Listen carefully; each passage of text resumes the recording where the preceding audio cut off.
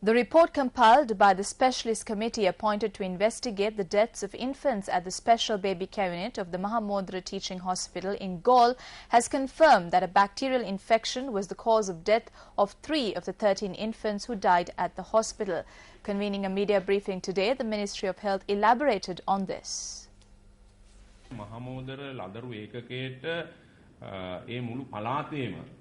Infants from all areas of the province come to the baby care unit of the Mahamudra Hospital when they are unwell. It is clear through the report of the special investigative team that 3 out of the 13 infants had died owing to a bacterial or germ infection.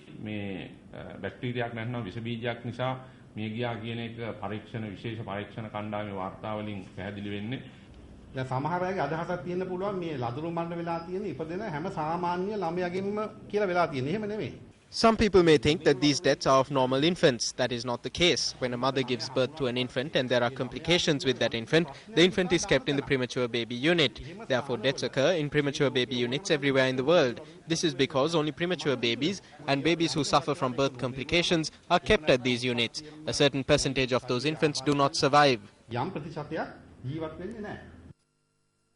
There are currently 7 premature babies in the special baby care unit of the Mahamudra Teaching Hospital. The Ministry of Health states that a decision has been made to completely renovate the unit once the infants who are receiving treatment at the unit are discharged. The ministry noted that a new air conditioning system will be provided to the unit, which will also be modernized and sterilized.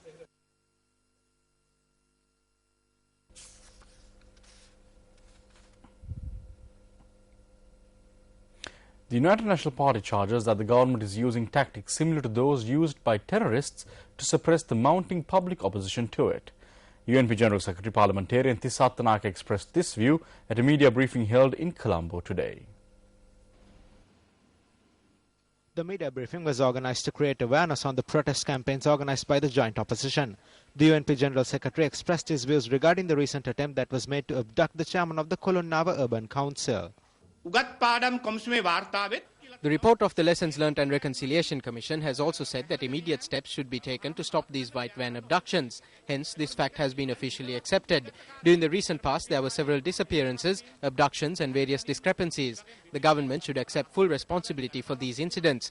Now it is clear as to who is behind this. Now the government is using tactics similar to those used by terrorists to somehow suppress the rising public opposition towards the government. ජනතා විරෝධය යම්කිසි විදිහක වළක්ව ගන්න ත්‍රස්තවාදයේ පාවිච්චි කිරීමේ ක්‍රියාදාමයක ආණ්ඩුව ඉන්නේ. The People's Campaign to secure the release of former Army Commander Sarath Fonseca convened a media briefing in Colombo today. A group including Anuma Fonseca and Jayantha Kadagoda attended today's media briefing. One of the major problems that this country would face one day would be the imprisonment of Sarath Fonseca, who saved this country from the scourge of terrorism, just because he entered politics. The government does not have an ethical right to talk about human rights in the country. That is my view.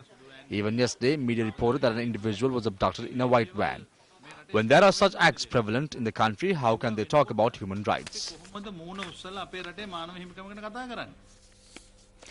Former Army Commander Sarath Fonseca and Captain Seneka Haripriya De Silva, who worked as his secretary, pleaded not guilty to all charges levelled against them, including illegally harbouring 10 soldiers. This was when the case was taken up against former Army Commander and his secretary before Colombo High Court Judge Sunil Rajpaksa today. Fonseca and De Silva have been charged with turning 10 soldiers against the state and making them disloyal towards their superiors. Brigadier Ashoka Veerasinghe gave evidence during today's court proceedings. He said that the soldiers who were with Fonseca as his bodyguards when he was the Chief of Defence Staff were not relieved of duty. Thereby, on the night of the 5th of November 2009, a group of soldiers headed by a Lieutenant Colonel were deployed to Sarath Fonseca's residence. Brigadier Ashoka Veerasinghe said that the group had informed him on this instance that Fonseca had threatened them. Brigadier Veerasinghe added that subsequently steps were taken to recall the team. He noted that the following morning 26 vehicles and 6 soldiers who were with Fonseca were returned. Brigadier Veerasinghe noted, however, that 12 soldiers did not return and steps were thus taken to treat them as deserters. The case will be taken up again on the 15th of this month.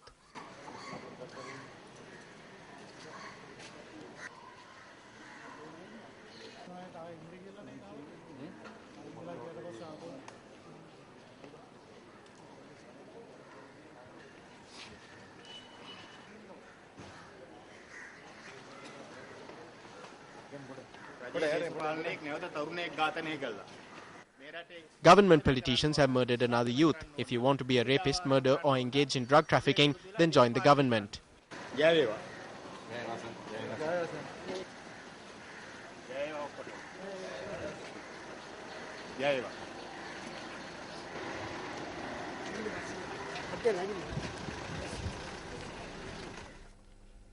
The counsel representing the family of late Bharata Lakshman Premachandra said in court today that at a time when the law is being implemented equally on everyone, it is surprising that MP Duminda Silva has not been arrested as yet.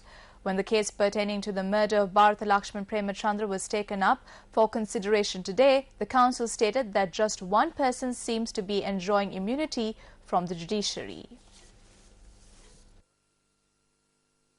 Colombo Additional Magistrate Prasanna always noted at this point that the judiciary could only issue orders and implementing them was the responsibility of the police. The counsel, appearing on behalf of the plaintiff, stated that although more than 3 months have lapsed since the murder of Bharata Lakshman Premachandra and few of his supporters, MP Duminda Silva, who is a suspect in the case, is yet to be arrested. He further went on to say that MP Duminda Silva was also granted 3 months leave from Parliament recently.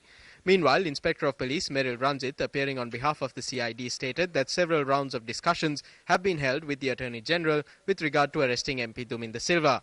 The Inspector of Police informed court that once they received the Attorney General's advice on the matter, measures would be taken to arrest Duminda Silva. The 18 suspects who were arrested in connection with the murders were further remanded until the 27th of this month. Acting Minister of Mass Media Lakshman Yapabewardena says that if the country is to forge ahead effectively, challenges encountered internationally should be defeated intelligently. The minister expressed this view at a conference held in Colombo today. The conference, titled The Alternative Media in Sri Lanka, 25th Anniversary of Ravaya, was organised by the Government Information Department in Colombo today. We ended the war. We are now facing an international problem after claiming a decisive victory at the war front. If we do not intelligently face certain threats levelled at us internationally, I don't think we would be able to forge ahead with the victory that was achieved at the war front. Because nowhere in the world has justice been meted out at such an instance by the authorities.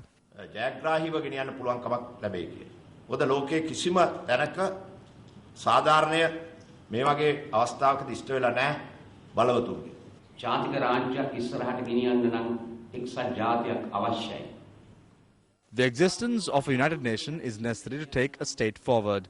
If we are to take forward a democratic state, a democratic society should exist. We attempted to move forward without a united nation or a democratic society.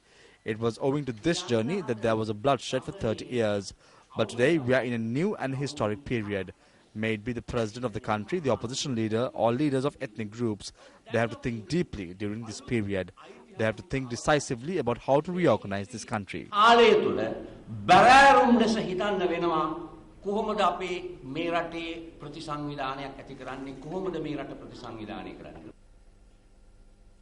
A media briefing was held in Colombo today to launch Senses and Soul Colombo Music Festival 2012.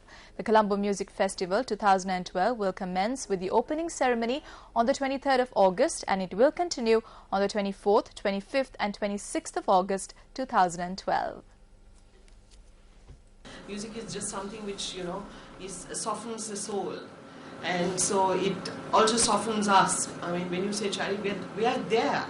And I now feel a little awkward asking these artists to come and perform free of charge. We just need to give back to them. It's so important to give back to them. I think enough is enough because you just see them around and they're just going on producing stuff. So there's nobody supporting all this, which is what we are looking at. Members of former Maldivian President Mohammad Nasheed's government held a media briefing in Colombo today on the current political situation in the Maldives. Speaking at the briefing, former Maldivian Foreign Minister Ahmed Nassim charged that current President Dr. Mohamed Wahid had been used as a pawn to make a transfer of power seem legitimate. Within 2 hours of President Nasheed's first resignation, Dr. Wahid was sworn in as President by the Speaker of Parliament and Chief Justice of the Supreme Court. It must be stressed that this was done without taking any steps to ascertain the authenticity of President Nasheed's resignation. The current regime of Dr. Wahid claims that the transfer of power is legitimate and it's a continuation of the same government. But why has Dr. Wahid dismissed all political appointees of MDP the day after his assumption of power? Dr. Wahid is a victim of circumstances used as a stooge to make it look like a normal transfer of power.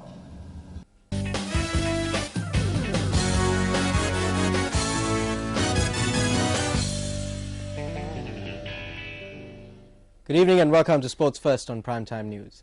In cricket news, India beat Sri Lanka by 50 runs in the second match of the Asia Cup in Mirpur today.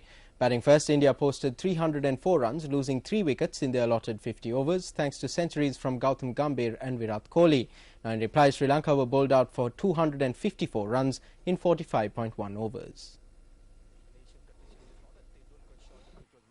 Sri Lankan skipper Mahela Jayawardene won the toss and elected to field first. Though India lost iconic batsman Sachin Tendulkar early in the innings, a 205-run second wicket stand between Gautam Gambhir and Virat Kohli laid the perfect platform for a challenging total.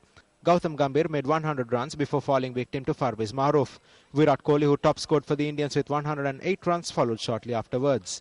Indian skipper Mahendra Singh Dhoni and Suresh Raina then came out firing as the pair made 78 runs off 43 balls. Dhoni made 46 off 26 balls and Suresh Raina scored 30 off 17 deliveries to help the reigning world champions post 304 runs for 3 wickets in their allotted 50 overs.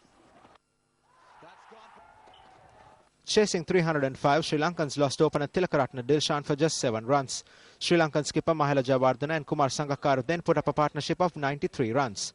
Mahela Jayawardene produced 78 runs off 59 balls before being undone by Irfan Pathan. His knock included 2 sixers and 10 fours. Kumar Sangakkara, who made a patient 65, was undone by Ravi Ashwin. Though runs kept flowing, Sri Lanka kept losing wickets at regular intervals, which allowed India to gain the upper hand. In the end, Sri Lanka were bowled out for 254 runs in 45.1 overs, handing India a 50-run victory. Irfan Pathan bagged 4 wickets for 32 runs for India.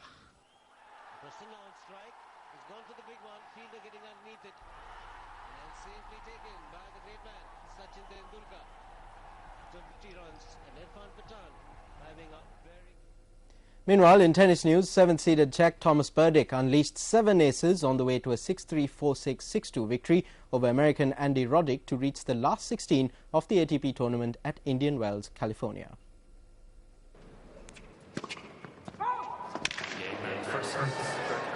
American Andy Roddick, who has already suffered hamstring and ankle problems this year, showed his frustration by smashing his racket and shouting at the umpire.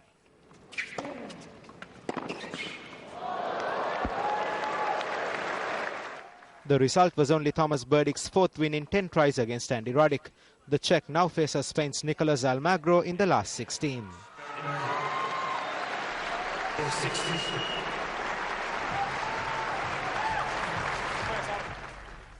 And that's all the sports news we have for you tonight. I'm Nadim Majid for Sports First. Back to the main news desk. Thank you, Nadim, for that sports update. And on that note, we are going to wrap up the news. If you want to follow up on any of the stories that we just had, you can always log on to www.newsfirst.lk. I'm Ravi Gamage. And I'm Mahina Bongzo. Take care and good night.